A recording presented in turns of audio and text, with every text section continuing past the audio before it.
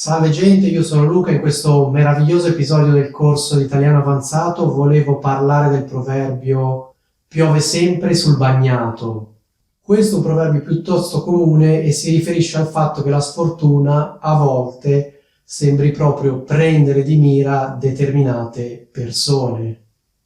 Come se di fatto la sfortuna, invece di essere distribuita equamente tra le varie persone, venisse indirizzata in modo mirato verso determinate persone.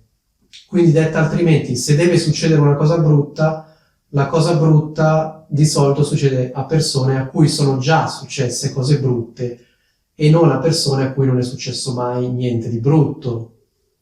Quindi in questo senso è come se la sfortuna si accanisse o perseguitasse determinate persone.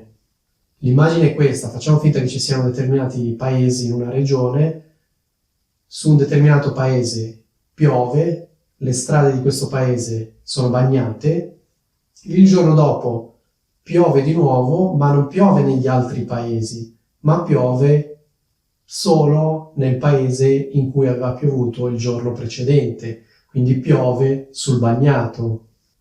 Detta altrimenti, questo paese già era stato sfortunato perché aveva piovuto il giorno prima, il giorno dopo piove di nuovo, ma non piove negli altri paesi, piove ancora nello stesso paese. Perché si dice piove sempre sul bagnato? Perché le strade di questo paese erano già bagnate, perché aveva già piovuto il giorno prima.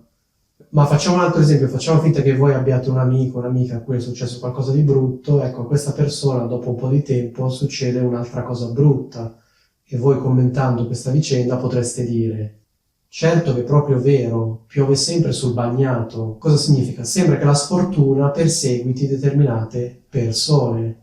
Ecco, diciamo che la maggior parte delle persone usa questo proverbio in riferimento alla sfortuna, cioè a cose brutte, incidenti e cose di questo tipo.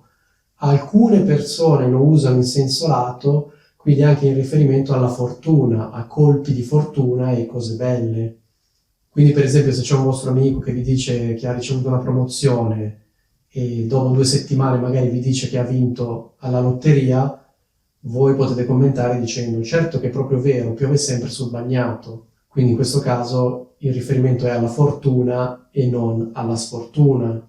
Sinceramente, visto che l'immagine su cui si basa il proverbio è quella della pioggia, io preferisco usarlo esclusivamente in riferimento alla sfortuna e non lo uso in riferimento alla fortuna, anche perché mi sembra un po' un controsenso. Però alcune persone lo usano anche in riferimento ai colpi di fortuna, comunque alle cose belle che succedono alle persone.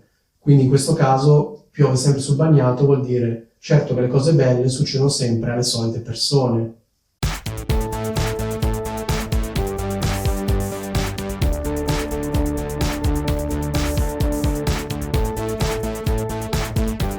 Non so se conoscete il modo di dire le sfighe non vengono mai sole, oppure le sfighe non vengono mai da sole.